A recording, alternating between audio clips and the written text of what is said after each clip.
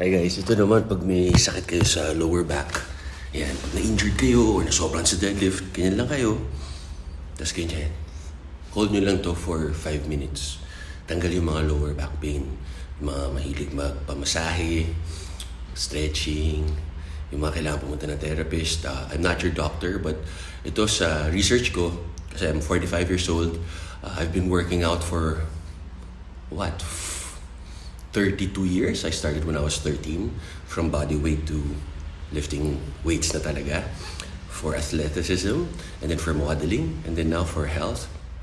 So malaking tulong to 5 minutes hold. Lalo na yung pagbagong gising kayo, tight na likod nyo. Ito, ganito lang kayo. Yan. Ganyan lang. Inhale, exhale. Flat yung likod. Yan. Napakagandang stretch niyan. Yun. So pag may pain, warning ng body nyo na huwag nyo gawin yung movement na yun. Kailangan pain-free.